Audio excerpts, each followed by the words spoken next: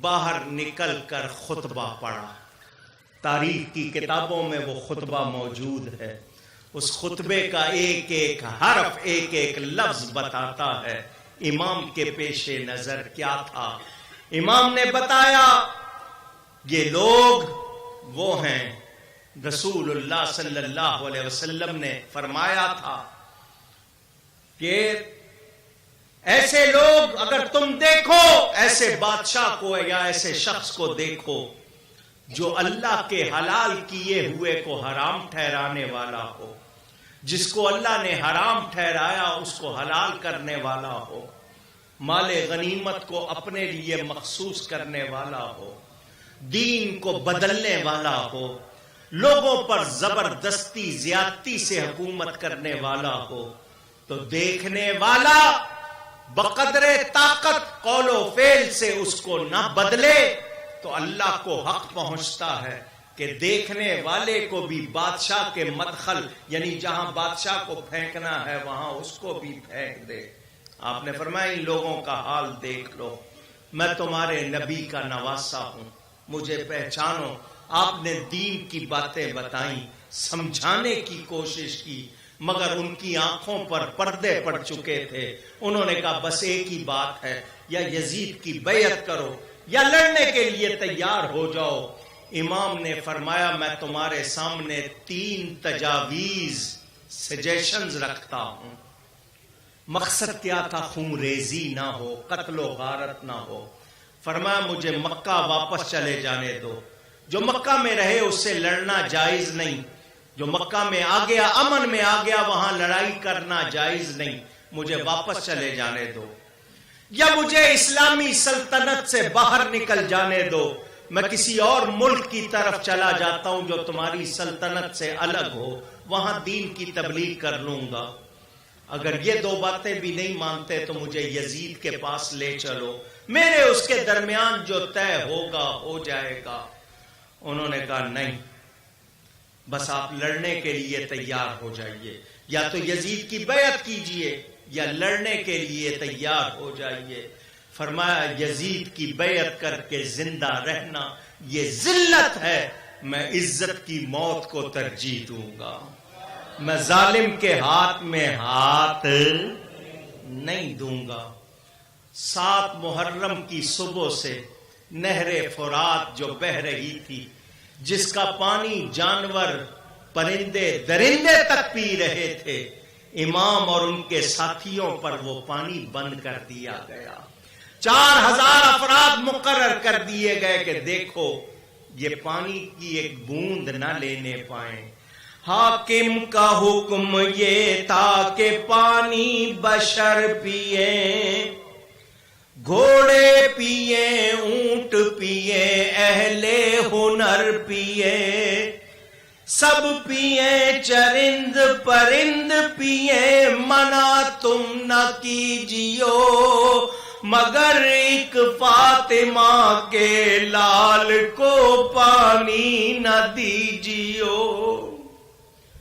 ظالموں نے کس کا پانی بند کیا؟ جن کا نانا مالک کوثر، جن کے بابا ساقی کوثر۔ ظالموں نے یہ بھی نہ سوچا ان کا پانی بند کر کے کل کوثر کے جام کیسے پئیں گے، مگر ان کے حصے میں کوثر کے جام ہوتے وہ ایسی بدبختی کا مظاہرہ نہ کرتے۔ امام نے پھر خطبہ دیا، ہمارے ساتھ عورتیں بھی ہیں، بچے بھی ہیں، اور پانی پی کے بھی ہم تمہارا مقابلہ نہیں کر سکتے۔ ظالموں نے کہا ہم پانی نہیں لینے دیں گے۔ امام صبر و رضا کا پیکر بنے ہوئے ہیں۔ لوگ کہتے ہیں وَقَانَ حَقًّا عَلَيْنَا نَصْرُ الْمُؤْمِنِينَ، قرآن میں اللہ فرماتا ہے مومنوں کی مدد کرنا ہمارا ذمہ ہے۔ امام تو مومنوں کے سردار تھے، پھر ان کی مدد کیوں نہ ہوئی؟ وہ بادلوں کو حکم دیتے، وہ آ کے برستے، ٹھوکر مارتے، زمین سے چشمے پانی کے ابلتے، فوج آتی، فرشتے آتے، ان کی مدد کیوں نہ ہوئی؟ تو سنو، تمہارے نزدیک مدد یہ ہے کہ ان کو پانی مل جاتا، وہ کسی طرح وہاں سے بھاگ نکلتے، یزیدی فوج پر آندھی آ جاتی، آپ اس کو مدد سمجھتے ہیں؟ اللہ فرماتا ہے ان تنصروا اللہ ینصرکم ویثبت اقدامکم، اگر تم اللہ کی مدد کرو گے اللہ تمہاری مدد کرے گا. اور اللہ کی مدد کیسے ہوگی؟ وہ مصیبت میں تمہیں ثابت قدم کر دے گا، تمہیں صبر ملے گا، ثابت قدمی ملے گی. میرے آپ کے گھر میں کوئی ایک لاش پڑی ہو، 2 لاشیں پڑی ہوں، ہمارا دماغ کام نہیں کرتا، ہماری سائیکالوجی جس کو کہتے ہیں ساری بدل جاتی ہے، ہم دشمن سے صلح پہ تیار ہو جاتے ہیں. امام کو جو صبر ملا، ثابت قدمی ملی، یہ اللہ کی مدد نہیں تھی تو اور کیا تھا؟ اللہ نے ان کی مدد کی، اسی لیے وہ ثابت قدم رہے. اور علماء سے پوچھو، الاستقامت علی الحق خیر من الف کرامہ، حق پر ثابت قدم رہنا یہ 1000 کرامتوں سے بڑا ہے، بہتر ہے. 9 تاریخ کی صبح آ گئی، یزیدی لشکر میں نقارے بجنے شروع ہو گئے. یہ اعلان جنگ تھا. امام نے اپنے ساتھیوں کو بھیجا، ان سے کہو اگر جنگ پہ تیار ہو چکے ہو 1 دن کی مہلت دے دو. انہوں نے اس بات کو مان لیا. 9 تاریخ کا دن گزرا، یہ رات جو ہم اور آپ بیٹھے ہوئے ہیں اس کو شب عاشور کہتے ہیں. امام نے اپنے تمام ساتھیوں کو جمع کیا، فرمایا سنو، یہ لوگ میرے خون کے پیاسے ہیں، میرے دشمن ہیں، تم سے ان کا کچھ لینا دینا نہیں ہے. میں تمہیں خوشی سے اجازت دیتا ہوں، واپس چلے جاؤ، اپنے اپنے گھروں میں جاؤ، اپنی زندگی گزارو، عورتوں بچوں کو بھی ساتھ لے جاؤ. میں کسی پہ ناراض نہیں ہوں، خود خوشی سے اجازت دے رہا ہوں. سب نے کہا امام آپ کو اس حالت میں چھوڑ جائیں گے تو کل رسول اللہ کو کیا منہ دکھائیں گے؟ تکلیف کے وقت آپ کو چھوڑ جائیں؟ اے امام ہم میں سے جب تک کوئی ایک بھی زندہ ہے ہم دشمن کا کوئی تیر آپ تک نہیں آنے دیں گے، ہم پروانہ وار آپ پر اپنی جانیں نچھاور کریں گے. فرمایا اگر میرے ساتھ رہنے کا عہد کر چکے ہو تو پھر تمہیں اور کوئی رات نہیں ملے گی، یہ آخری رات ہے. سونا ہو، آرام کرنا ہو، آرام کر لو، رب کو یاد کرنا ہو، یاد کر لو. آپ نے ان کو ان کے خیموں میں بھیج دیا، خود اپنے خیمے میں آ گئے، قرآن کی تلاوت شروع کر دی. قرآن پڑھتے پڑھتے آپ کو اونگ آئی، نیند کا اثر ظاہر ہوا، آپ نیند کرنے لگے. خواب میں رسول اللہ صلی اللہ علیہ وسلم تشریف لے آئے اور آ کر فرمایا بیٹا تم میرے پاس آنے والے ہو. سینے سے لگایا اور دعا فرمائی اللہم آت الحسین صبرا و اجرا، اے اللہ حسین کو صبر اور اجر عطا فرما. امام عالی مقام اس حالت میں نیند کر رہے ہیں، اور جس کو جان کا خوف ہو اس کو نیند آتی؟ امام مطمئن تھے، ایمان والے تھے، یقین والے تھے، اللہ کی رضا پر راضی تھے. صبح ہوئی 10 محرم کی صبح، سجدوں سے نمازوں سے یہ رفعت کی سحر ہے، رونے کی تذلل کی عبادت کی سحر ہے. ہائے یہ سحر رنج و مصیبت کی سحر ہے، عاشور محرم ہے، شہادت کی سحر ہے. لٹنے کا تباہی کا پریشانی کا دن ہے، اولاد پیغمبر کی یہ قربانی کا دن ہے. امام دعا کر رہے ہیں وہ صبر دے الہی جس میں خلل نہ آئے، تیروں پہ تیر کھاؤں ابرو پہ بل نہ آئے. آپ نے ایک مرتبہ پھر ان کے سامنے خطبہ ارشاد فرمایا تاکہ کل کو وہ یہ نہ کہیں ہمیں کسی نے بتایا سمجھایا نہیں تھا. فرمایا اللہ سے ڈرو، ناحق کسی کو قتل کرنا یہ بہت بڑا گناہ ہے. اللہ کا روز حساب آنے والا ہے. انہوں نے کہا تقریر نہ کریں، بس فیصلہ کریں. آپ نے فرمایا تم میرا فیصلہ سن چکے ہو، میں تمہیں بتا چکا. اس کے بعد تم یہ نہیں کہہ سکتے کہ تمہیں کسی نے سمجھایا نہیں تھا. جب سرے محشر وہ پوچھیں گے ہمارے سامنے، کیا جواب جرم دو گے تم خدا کے سامنے. مگر بدبختی ان کا مقدر ہو چکی تھی، ان کی ذہن پر دل پر مہریں لگ چکی تھی، ان کو کچھ بھی ہوش نہیں تھی. امام عالی مقام نے ان سے کہا کہ اب تم پھر جو چاہتے ہو کرو. انہوں نے تیروں پہ تیر برسائے. یہ جنگ اس طرح کی نہیں تھی کہ ایک لشکر ادھر سے آئے ایک لشکر ادھر سے آئے اور دونوں میں مقابلہ شروع ہو جائے. یہ عرب کی روایات کے مطابق تھا. ایک آدمی ادھر سے آتا تھا، ایک آدمی ادھر سے، دونوں وہ زور آزمائی کرتے تھے. امام کی طرف سے ایک جا رہا ہے، ایک یزیدی لشکر سے آ رہا ہے. امام کا ساتھی 3 دن کی بھوک اور پیاس کے باوجود جرأت کا مظاہرہ اور جوش و جذبے کا، قوت کا مظاہرہ کر رہا ہے. ایک کے مقابلے پہ 2 5 10 20 2 100 افراد آنے لگے. امام کے 50 ساتھیوں نے امام سے عقیدت کا مظاہرہ کرتے ہوئے پروانہ وار مقابلہ کیا اور امام پر ایک ایک کر کے سب نثار ہو گئے، شہید ہو گئے. یہ 50 دوست چلے گئے، ایک امام ہیں، جاتے ہیں ایک ایک ساتھی کا لاشا اٹھا کر لاتے ہیں، خیموں کے پاس رکھتے ہیں. میں سنا رہا ہوں، آپ سن رہے ہیں. جس پر بیتے، جس کے سامنے ہو وہی جانتا ہے. ہم اس کو پوری طرح نہیں سمجھ سکتے، ہم سے تو کوئی مریض نہیں دیکھا جاتا.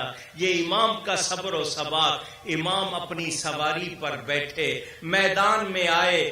فرمایا ہے کوئی ہماری مدد کرنے والا؟ امام 50 دوست قربان کر چکے، میدان میں آئے. ہے کوئی ہماری مدد کرنے والا؟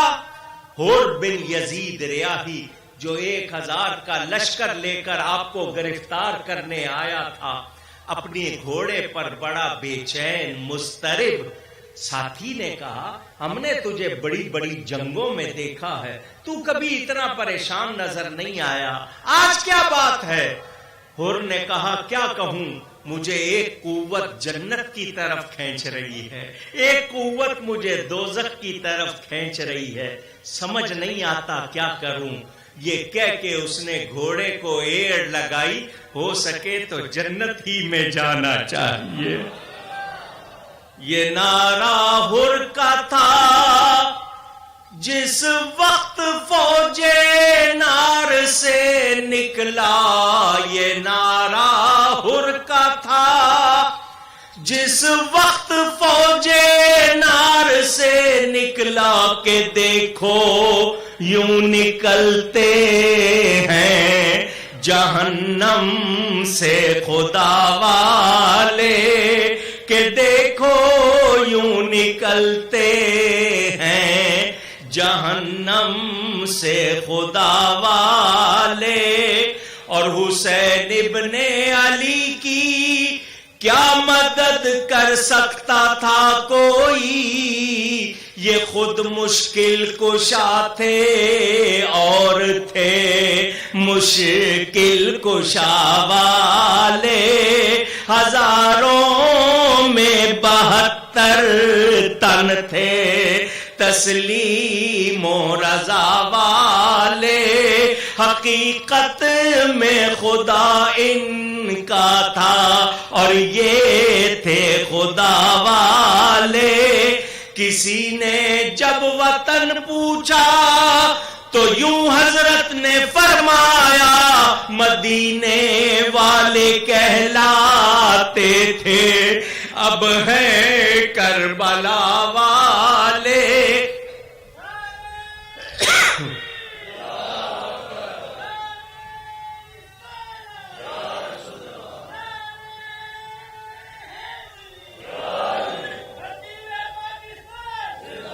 کسی نے جب وطن پوچھا تو یوں حضرت نے فرمایا مدینے والے کہلاتے تھے، اب ہیں کربلا والے، اور دوائے درد عیسیاں پنجتن کے در سے ملتی ہے، زمانے میں یہی مشہور ہیں دار و شفا والے۔ اصل معاملہ کیا تھا؟ امام دیکھ رہے تھے ہے جنتی کھڑا ہے دوزخیوں میں، ہے نیک بخت کھڑا ہے بدبختوں میں۔ امام کا پکارنا سبب بن گیا، مسبب وجود میں آ گیا اور سامنے آیا، میں وہی شخص ہوں جو آپ کو گرفتار کرنے آیا تھا۔ مجھے نہیں پتا تھا ان کی بدبختی اس قدر بڑھ جائے گی۔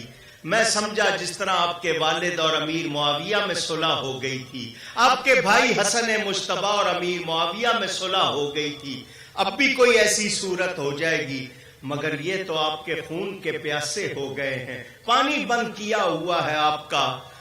میں اگر توبہ کر کے آپ پر اپنی جان قربان کروں تو کیا آپ کے نانا کی شفاعت مجھے مل جائے گی؟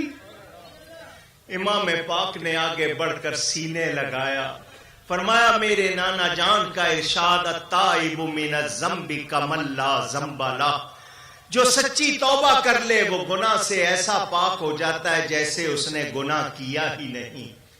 تم اگر اپنی جان قربان کرنا چاہتے ہو تو ضرور تمہیں نانا کی شفاعت ملے گی، اور تم ایسے وقت آئے ہو کہ تمہیں پانی بھی نہیں پلا سکتے، مگر وعدہ کرتے ہیں کل قیامت کے دن کوثر کا جام خود بعد میں پیئیں گے، تجھے پہلے پلائیں گے۔ اور اجازت لے کر میدان میں گیا۔ اس نے کہا کس کے خلاف نکلے ہو؟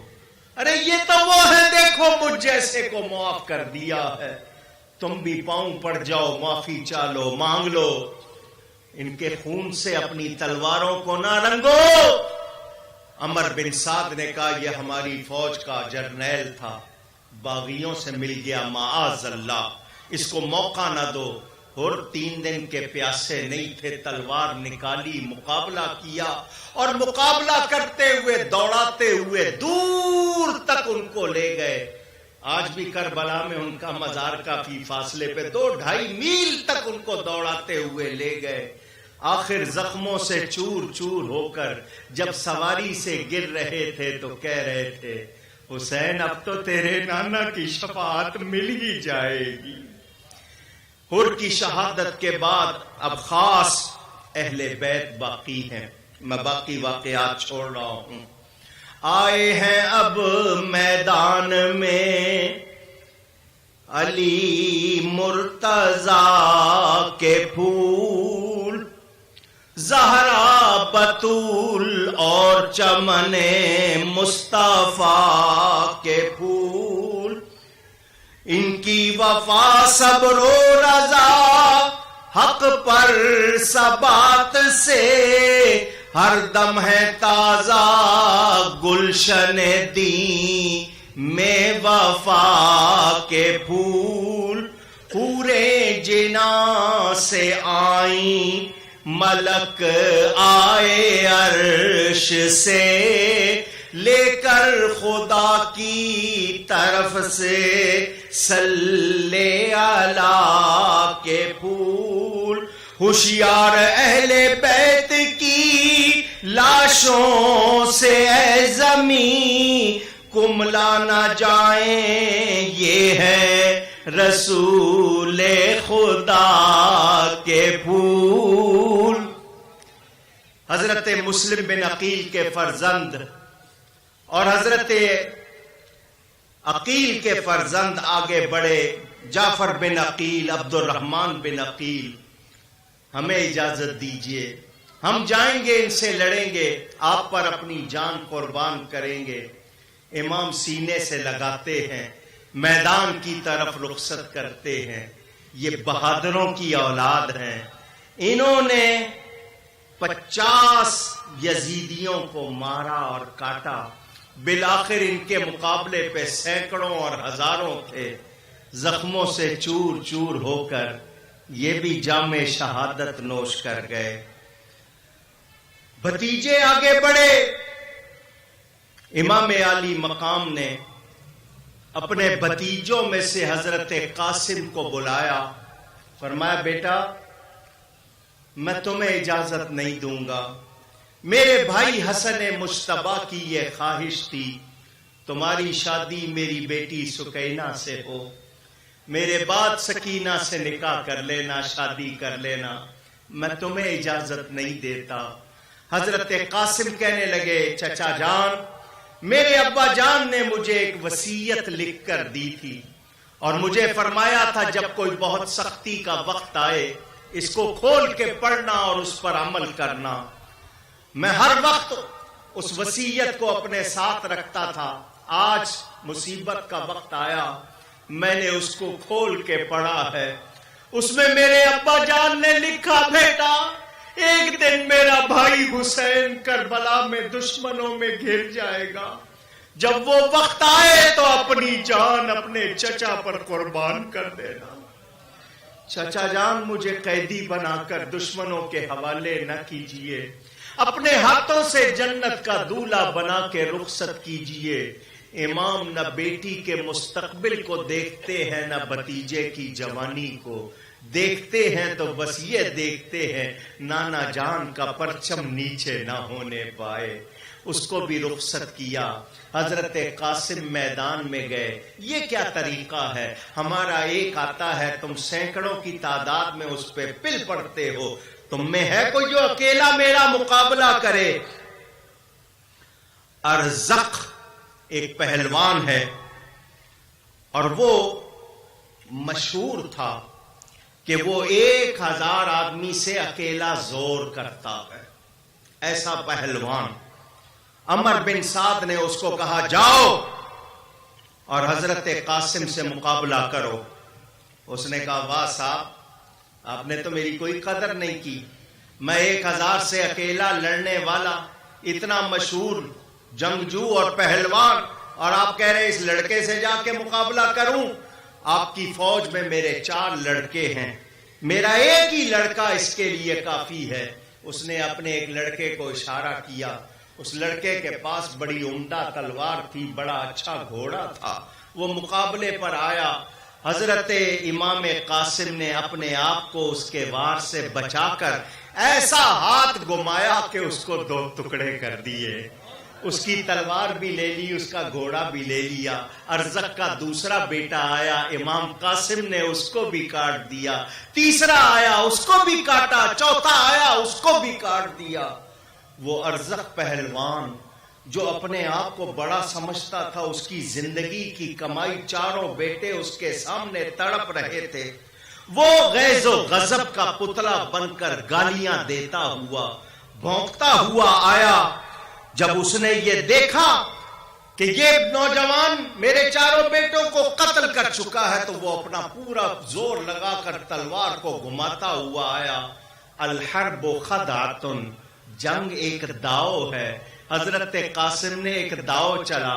اس کا غصہ، اس کا دھیان بدلنے کے لیے تو کہتا ہے میں بہت بڑا پہلوان ہوں، ہزاروں سے مقابلہ کرتا ہوں، تجھے تو گھوڑے کی زین تک کسنی نہیں آتی. اس کی توجہ گھوڑے کی زین کی طرف ہوئی. امام قاسم نے تلوار چلا کر اس کو بھی 2 ٹکڑے کر دیا.